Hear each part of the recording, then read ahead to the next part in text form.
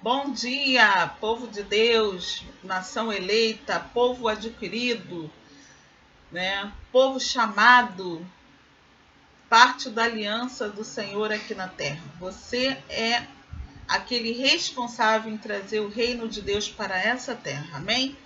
Eu quero ler aqui nesta manhã com você, para a nossa meditação, no livro de Atos dos Apóstolos, capítulo 11, a partir do versículo 19. Atos dos Apóstolos, capítulo 11, a partir do versículo 19. O evangelho é pregado aos gentios em Antioquia. E os que foram dispersos pela perseguição que sucedeu por causa de Estevão, caminharam até Fenícia, Chipre e Antioquia, não anunciando a ninguém a palavra senão aos judeus. E havia entre eles alguns varões de Chipre e de Cirene, os quais, entrando em Antioquia, falaram aos gregos anunciando o Senhor Jesus. E a mão do Senhor era com eles, e grande número creu e se converteu ao Senhor. E chegou a fama destas coisas aos ouvidos da igreja que estavam em Jerusalém, e enviaram Barnabé até Antioquia, o qual chegou e viu a graça de Deus e se alegrou e exortou a todos a que com firmeza de coração permanecessem no Senhor, porque era homem de bem, cheio do Espírito Santo e de fé. E muita gente se uniu ao Senhor. E partiu Barnabé para Tarso, à busca de Saulo, e achando-o, o conduziu para Antioquia. E sucedeu que todo um ano se reuniram naquela igreja e ensinaram muita gente. Em Antioquia foram os discípulos pela primeira vez chamados cristãos. Naqueles dias desceram profetas de Jerusalém para Antioquia, e levantando-se um deles, por nome Ágabo, dava a entender pelo Espírito que haveria uma grande fome em todo o mundo. E isso aconteceu no tempo de Cláudio César. E os discípulos determinaram mandar, cada um conforme o que pudesse, socorro aos irmãos que habitavam na Judéia. O que eles com efeito fizeram, enviando-os os anciãos por mão de Barnabé e de Saulo. Então nós podemos ver aqui que o evangelho de Deus, ele é, mais uma vez eu repito, ele é uma boas novas de salvação. De salvação em todas as áreas da nossa vida, né? Nossa salvação espiritual, a nossa salvação física, e Deus se preocupa também com a nossa salvação em tempos de crise. Salvação de uma situação difícil na sua vida, no seu familiar, né, na sua vida pessoal. Deus, ele é a salvação para o seu viver, para o meu viver, para o seu viver. Mas nesse capítulo todo aqui é uma narrativa do que Deus estava fazendo naquela época através da igreja. Mas eu quero me ater aqui no versículo 26, que diz: E sucedeu que todo um ano se reuniram naquela igreja e ensinaram muita gente. Em Antioquia foram os discípulos pela primeira vez chamados de cristão. Então a minha pergunta nessa manhã para você é o seguinte: o que é ser cristão? Os discípulos, eles já vinham apregoando o evangelho.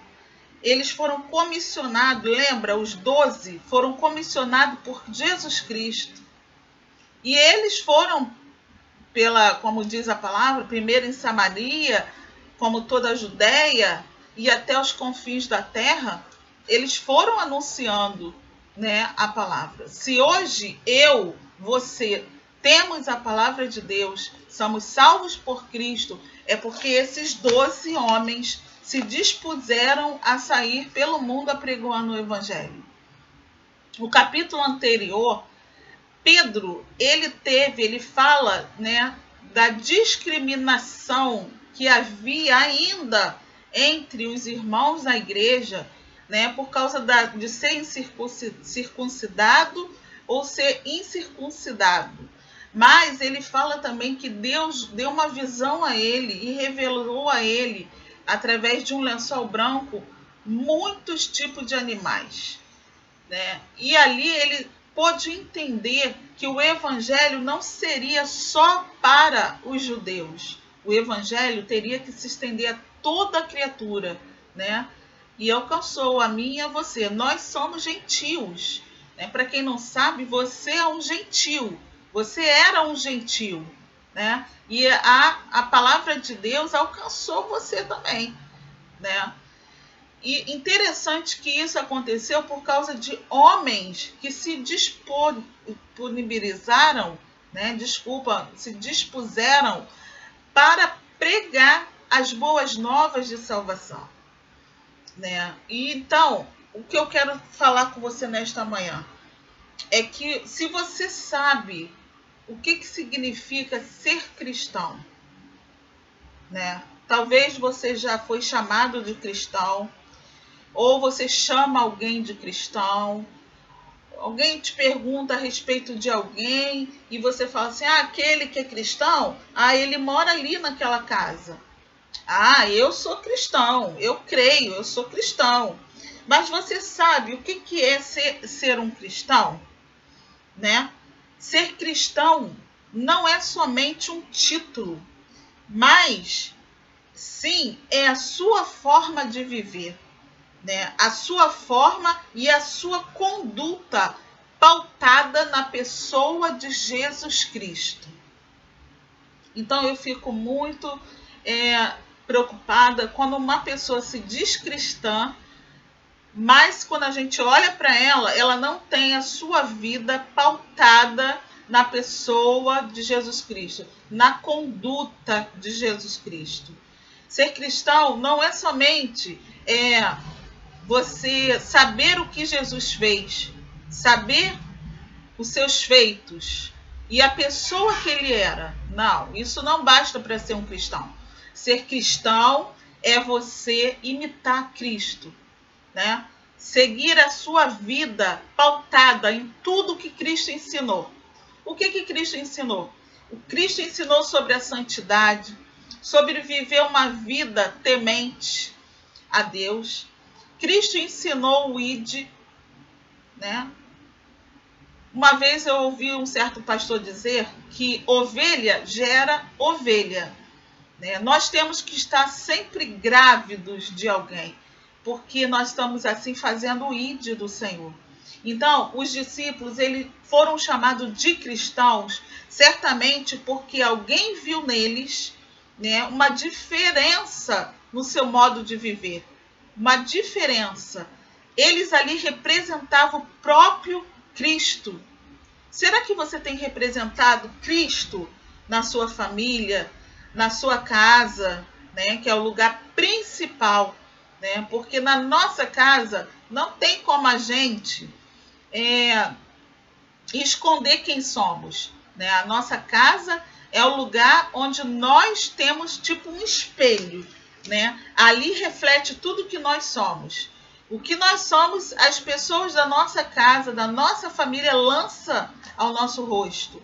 Então você tem procurado se chegar diante de Deus, você tem procurado imitar a Cristo em toda a sua conduta, seu modo de viver? Esta é a pergunta desta manhã, né? O Espírito Santo faz a mim e faz a você. Porque a palavra de Deus, ela bate lá e cá. Ela não é só para você, é para mim também, né? Então, ser cristão é ter comportamento à causa do reino de Deus.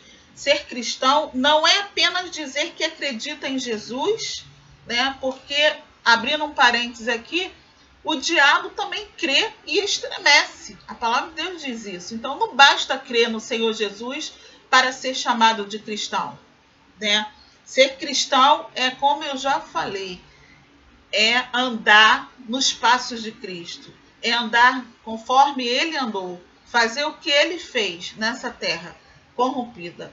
E os efeitos serão milagrosos, gente. A igreja de Antioquia, ela precisava que esses homens de Deus chegassem lá, porque no versículo mais adiante, né, versículo 28, você vai ver que Ágabo manifestou nele o Espírito Santo, né? E ele profetizou ali que ia haver uma fome naquele lugar, né? No tempo do rei Cláudio César.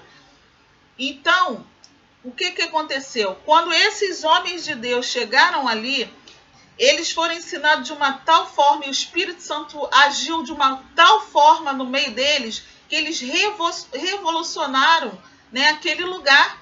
E a igreja de Jerusalém, né, começou a enviar donativos para aquele povo ali. E o povo não sofreu com a fome daquele lugar.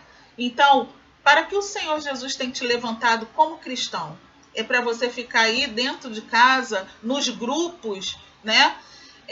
Não, Deus quer que você se levante para agir em alguma área da sua vida ou na vida de alguém. Quem sabe você tem a notícia que alguém está precisando de alguma coisa, vá até lá, faça a obra de Deus, liga para essa pessoa, pergunta como ela está, né? Deus está levantando, né, aqueles que se dizem cristãos, não só para ser chamados de cristão, mas para realmente ser um verdadeiro cristão, fazer como Jesus fazia, né? Nós nunca vamos ver Jesus entrando em algum lugar e não mudando uma situação. Quando Jesus entra, alguma coisa tem que acontecer. Então, a minha oração nesta manhã é que o Espírito Santo de Deus te revele alguma coisa que está às suas mãos para ser feito e que você muitas das vezes está temente em fazer. Mas em nome de Jesus eu libero nesta manhã uma autoridade de Deus sobre a sua vida. E se você é cristão, você vai fazer as obras que Jesus fez e fará ainda maiores, porque é promessa na palavra de Deus. Em nome de Jesus, receba agora autoridade, receba agora poder, graça para pregar o evangelho a toda criatura. Em nome de Jesus. Amém.